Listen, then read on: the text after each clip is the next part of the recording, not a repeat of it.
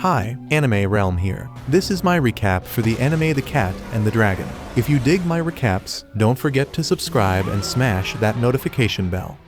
Far within a dense forest, a dragon lived peacefully inside a cave alongside a single precious egg. Then one morning, she left her nest to search for food so there would be something ready for her hatchling when it emerged. Unfortunately, the moment she soared into the sky, a group of human hunters spotted her and struck her down before she had any chance to escape. With the dragon gone, the cave and the egg were left completely unprotected. Not long afterward, a pregnant magical cat wandered through the area and discovered the empty cave. Seeing that nobody remained to claim it, she decided to make the place her new home. Soon, the cat gave birth to several kittens inside the cave. While she was busy caring for her newborn children, the abandoned dragon egg suddenly cracked open and hatched. The young dragon's first sight was the cat standing over him, so he naturally assumed she was his mother. The cat immediately realized that the strange-looking hatchling was definitely not one of her own offspring. Even so, she couldn't bring herself to abandon him. Raising youngsters from other species wasn't unfamiliar territory for her, as she had cared for outsiders before. Believing she could handle the challenge, she welcomed the baby dragon into the family and informed her kittens that they now had a brand new little brother. Sometime later, the mother cat brought all of her children along on a hunting trip so they could learn important survival skills. While moving quietly through the tall grass, they spotted several mice gathered around a patch of berries. Seizing the opportunity, the cat carefully stalked her prey before launching herself forward and catching multiple mice in a single attack. After the hunt, she began teaching her kittens how to channel lightning magic through their tails. The young cats picked up the technique surprisingly fast. However, when the dragon attempted to copy them, absolutely nothing happened. Seeing how disappointed he was, the cat and her children decided to help him discover what abilities he possessed instead. After experimenting with several possibilities, they eventually learned that the dragon could use his wings to fly and release fire from his mouth. His control over these talents was still rough, but at least he finally knew where his strengths lay. Just then, the mother cat sensed danger approaching nearby, so she immediately instructed all of her children to stay silent and hide among the bushes. Afterward, a group of humans passed through the area. Fortunately, none of them noticed the hidden family. The youngsters, however, were confused by their mother's reaction because they had never encountered creatures like those before and couldn't understand why she seemed so cautious. The mom cat explained that those beings were called humans, and according to her, they were among the most frightening creatures in existence. Some humans could be incredibly compassionate, while others displayed unimaginable cruelty. The worst part was that there was no reliable way to tell which kind one might encounter, and because magical cats like them were considered valuable by humans, getting spotted could lead to serious trouble. The young ones finally understood that humans were no joke, so they began training themselves to remember the smell of mankind, hoping they could stay far away from them for the rest of their lives. And after seeing how focused and determined her children had become, the mom cat felt certain they would be ready to protect themselves when the time eventually came for them to leave the cave and wander into the outside world. For a while, life continued peacefully for the cat family. But a few days later, while they were out hunting, a glowing magic circle suddenly formed beneath the mother's paws. Her children panicked and asked what was happening as her body slowly began fading away. But the mother immediately understood the situation. There was no way to escape it, because this was a summoning circle created by humans. Whenever a human attempted to summon a familiar, the magic would randomly drag a creature from somewhere in the wild. And by pure rotten luck, the mom cat had been selected this time. So before she vanished completely, she left her children with one final lesson. She had already taught them everything they needed to know about hunting. So if danger ever found them, she wanted them to protect each other, rely on one another, and work together whenever survival demanded it. Then, the mother was teleported away, and her children were left behind to survive without her. As the years passed, the older cats eventually moved out of the cave one by one, until the dragon became the only one still living there. He had fully adapted to life in the wild, but with all his siblings gone, he could not help feeling painfully alone, because there was no one left for him to play with, talk to, or spend his days beside. A long time passed with the dragon living by himself like that,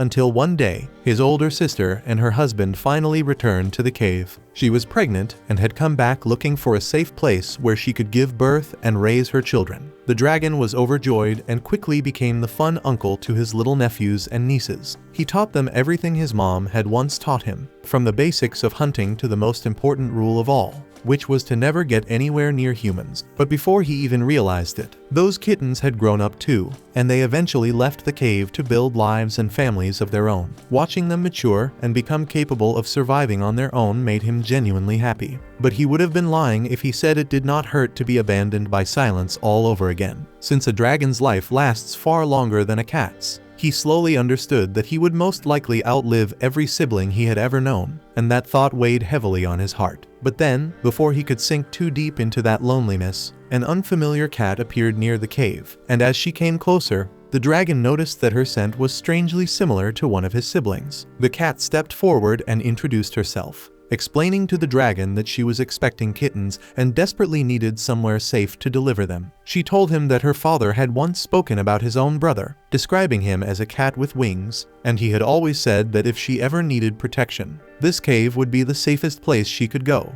When the dragon heard that his brother had trusted him so deeply, his eyes immediately filled with happy tears. As the years passed, the dragon became even larger and far more powerful. He mastered stronger forms of magic and eventually gained the ability to speak with the spirits that naturally lived throughout the forest. Then one day, while chatting with one of those spirits, he casually referred to himself as a cat with wings. The spirit was completely confused by that statement, so it gently explained that he was not a cat at all. This completely stunned the dragon, because his mother had vanished before she ever had the chance to tell him the truth. So he returned to his cave and told his nieces and nephews that he was not actually a cat like he had always believed. But they honestly did not care even a little, because they had figured that out a long time ago, especially since he was already about 20 times bigger than them. Instead, they simply asked if he could keep teaching them magic, since they were really enjoying it, and the dragon happily agreed. Life stayed peaceful for a while after that, but one day, as the dragon was flying back home, he suddenly noticed a group of humans standing near a pile of dead cats. The moment he realized that some of those cats were members of his own family, rage exploded inside him. Without hesitating, he dove straight toward the humans and burned them into ash with one blast of fire. At first, he could not understand why humans would slaughter so many cats at once if they were only hunting for food. But the spirits soon told him the ugly truth. The humans had never planned to eat them. They were killing the cats only to strip off their fur and sell it afterward. Once the dragon learned that, his anger became even worse. If the humans had killed them for food, he might have accepted it as part of the natural cycle, because every living creature has to survive somehow. But murdering cats just so some worthless idiots could make money from their fur was something he would never forgive. So he immediately flew to the city those damn hunters had come from, landed on top of their city wall, and declared himself the guardian of every magic cat living in the forest. He announced that the hunters who had gone out that morning to kill cats had already been burned to nothing by his flames. Then he warned the entire town that if anyone ever entered the forest to hunt cats again, he would burn their whole city down until nothing but ash remained. The humans froze in terror as the city's knights lifted their lightning staves and fired crackling bolts toward the dragon,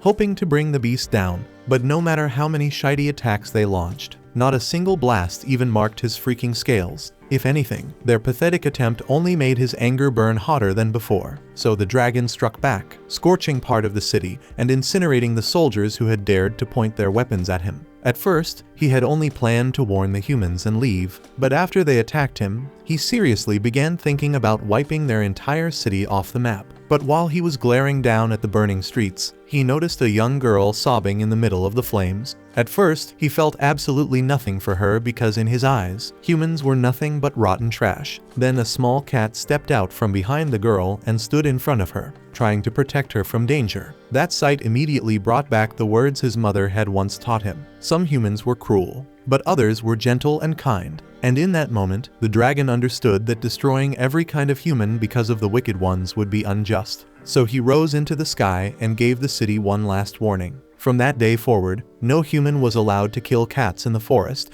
unless it was for food or true self-defense, and anything beyond that would bring his rage upon them. After delivering his warning, the dragon returned to the forest. Years passed peacefully after that, and the humans learned to obey the new rule, so they would never provoke the dragon again. Then one quiet night, after the young prince of the human kingdom had been put to bed, he slipped out of his chamber under the cover of darkness. He wanted to practice magic alone, where no one could watch him fail. the prince had been born with very weak magical talent, and if he ever hoped to inherit the throne and meet his father's expectations, he had to train harder than everyone else. But when he tried casting a simple fire spell to burn a single leaf, nothing happened at all, proving just how terrible he still was at magic. Even so, the prince refused to give up and kept trying again and again. Eventually, a cat wandered over and sat beside him, and just seeing it lifted his spirits a little. Feeling encouraged, the prince attempted the spell one more time, and this time, he actually managed to ignite the leaf. He was overjoyed by his small success and happily thanked the cat for supporting him. But then he suddenly realized that this was not an ordinary cat. It was one of the magical cats from the forest. During his lessons, he had been warned that if one of those cats ever entered the city, no one was allowed to hurt or kill it, because if they did, the imperial dragon would return and burn the entire city to ashes. After remembering that warning, the prince becomes much more careful. So he asks the cat if it came from the forest. Once the cat confirms it, he offers to guide it back, but the cat says it already knows the way home and turns around to leave. Because of that, the prince assumes everything should be fine. Yet the very next day, the cat returns to the palace to see him again and help him with his training. Since the cat is surprisingly friendly, it does not take long for the two of them to become close friends, and from then on, they meet every night to practice magic and talk. Eventually, the king finds out about their secret meetings, and at first he becomes deeply worried because he fears the dragon might misunderstand the situation and think they are keeping the cat there against its will, which could make him come back and destroy the city. But at the same time, when the dragon first appeared, he had been reasonable enough to give them 2 warnings instead of immediately wiping them out. So the king believes things should be fine as long as they explain the truth properly. Before long, the dragon descends into the city, instantly throwing the townspeople into chaos because everyone assumes he has returned to burn them all to ashes. But in reality, the dragon has only come to search for one of his kittens, who has not returned to the forest for several days. A short time later, the cat finally comes out, and the dragon immediately demands to know why it has been away from home for so long. The cat explains that it made friends with a child who lives in the city, and since that child is awful at magic, it wants to stay and teach him. The dragon reminds the cat that he already warned him that humans are dangerous and that he should keep his distance from them. But the cat argues back, saying his friend is not dangerous at all, and when the prince appears in front of him, the dragon can tell right away that the boy does not have even the slightest trace of danger in him. Because of that, he agrees to let the cat stay and teach him. But since the boy is the prince of this kingdom, the dragon believes it is only proper to ask the king's permission before allowing one of his cats to live there permanently. So he uses transformation magic to shrink himself into a small cat form, making himself far less terrifying, and then begins walking toward the castle. When he reaches the main hall, the king welcomes him as an honored guest, and naturally has no problem with one of the dragon's cats staying in the kingdom. Still, he asks whether the dragon is truly comfortable with this, since he was the one who taught the cats magic, and the spells they use could easily be considered a hidden art. The dragon says there is no issue because most of it is just knowledge he picked up from speaking with the spirits. To him, it is nothing secret. But in truth, the dragon is the only one in the area capable of communicating with those spirits in the first place, meaning this is knowledge no ordinary person could ever obtain. Even so, since the dragon has no objections, it is officially decided that the cat may remain in the kingdom and teach the prince for as long as he wishes. From that day onward, whenever a new royal child was born, a cat from the forest would eventually visit the kingdom, and if that cat became friends with a prince or princess, it would teach them magic and remain by their side. Thanks to this tradition, the bond between the humans, the cats, and the dragon stayed perfectly balanced for generations. That concludes this episode. Thank you for watching. If you want to see the next part, be sure to subscribe to the channel and turn on the notification bell.